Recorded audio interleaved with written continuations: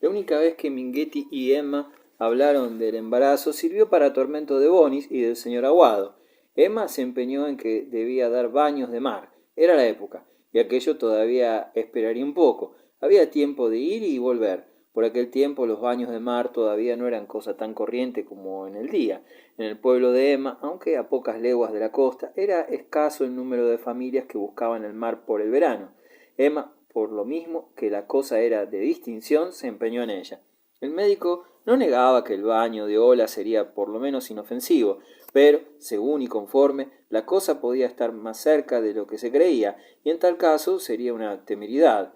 Pero lo peor no era eso. Lo peor, lo verdaderamente peligroso, temerario, era el traqueteo del coche, viaje de ida y vuelta por aquellos vericuetos con aquellos baches, absurdo.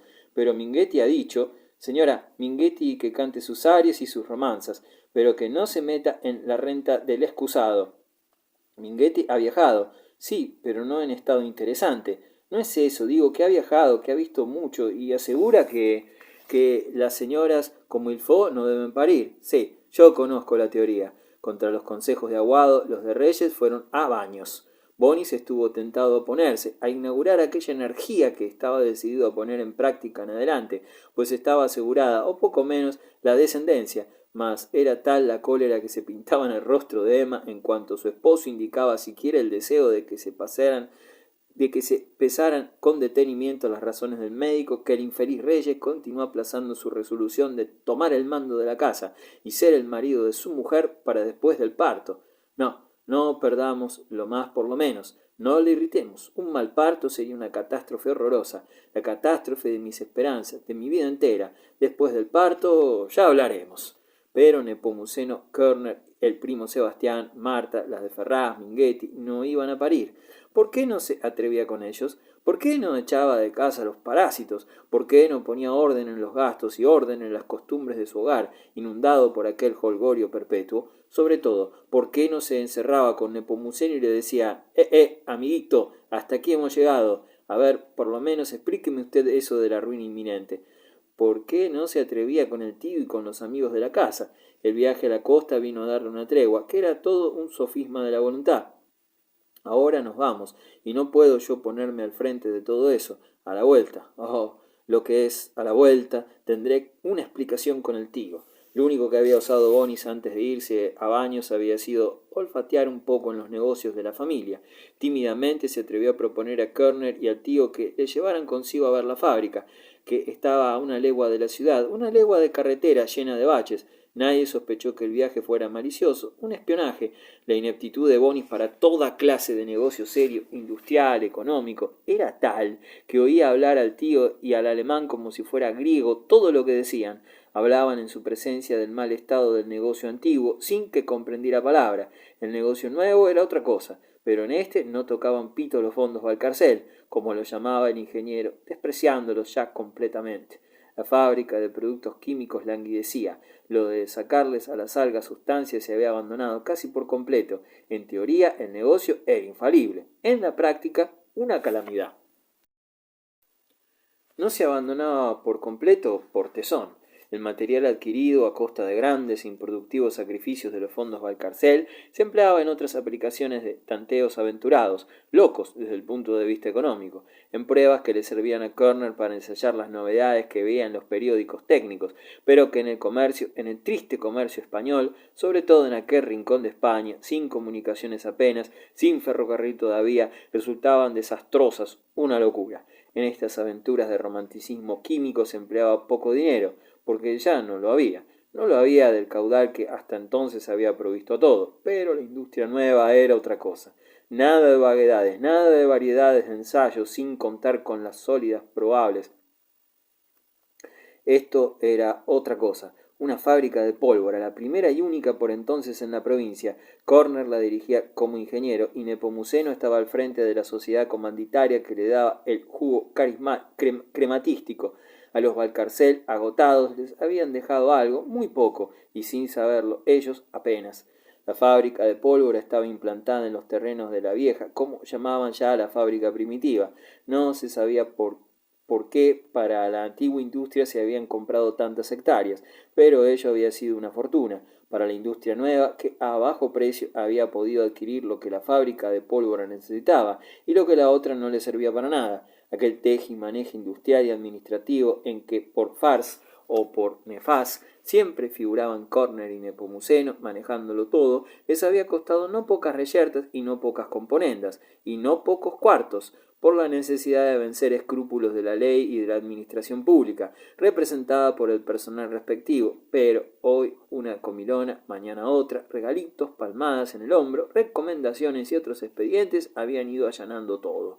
Bonis, en la visita a las fábricas, no sacó nada en limpio, más que el miedo invencible que le tuvo ocupado el ánimo todo el tiempo que permanecieron cerca de la pólvora. La idea de volar, mucho más verosímil allí que en una legua lejos, no lo dejó un momento. En cuanto a la fábrica vieja, la de productos químicos, así vagamente en general, no le pareció tan en las últimas como creía. Pensaba ver una ruina material, las paredes cuarteadas, la maquinaria podrida, las chimeneas sin humo. No había tal cosa. Todo estaba entero, casi nuevo, con vida. Había ruido, había calor, había aunque pocos operarios. ¿Dónde estaba la ruina? No se atrevió a preguntar por ella porque no quería que los otros sospechasen que él sabía algo del estado del negocio.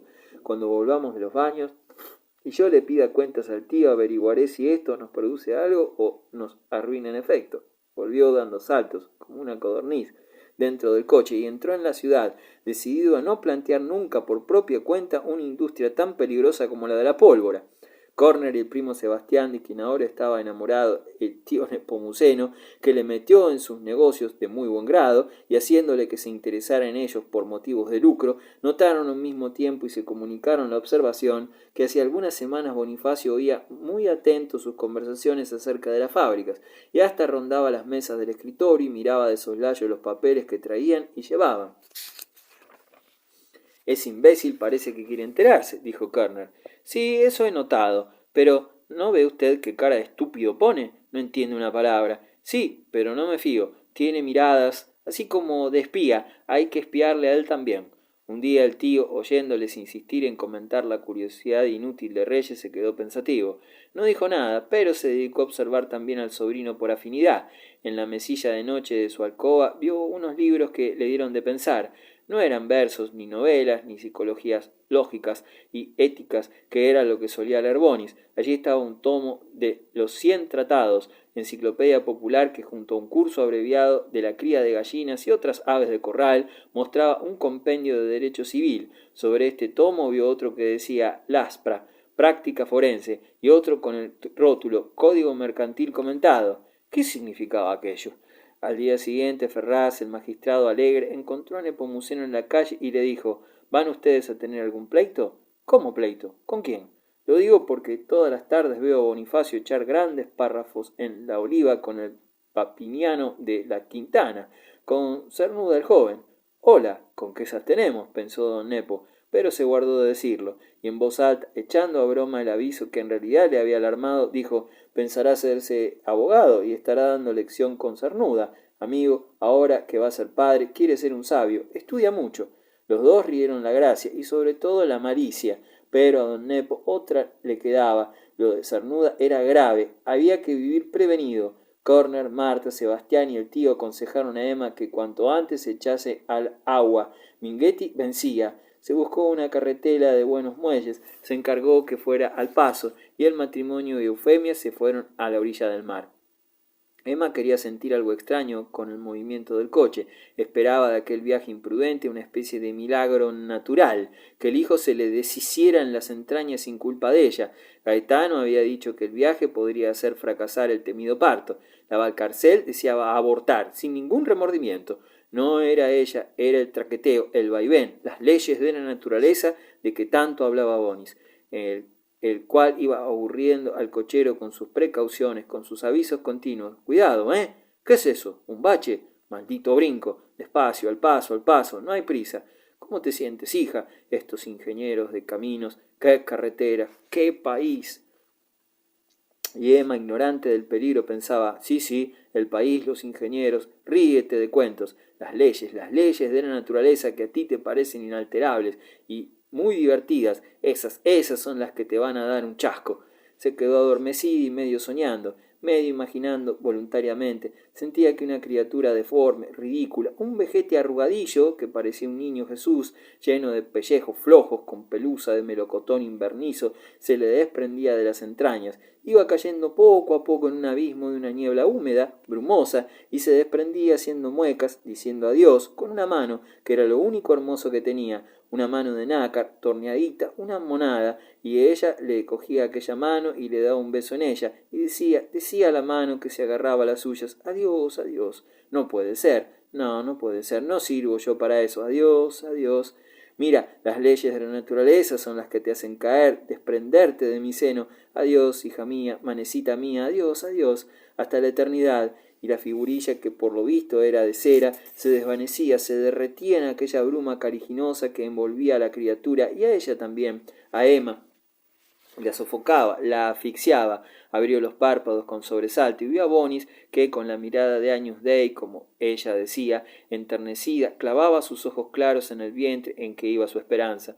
Llegaron sin novedad a la costa. Emma se bañó al día siguiente, con los cuidados que el médico del pueblo consultado por Bonis aconsejó.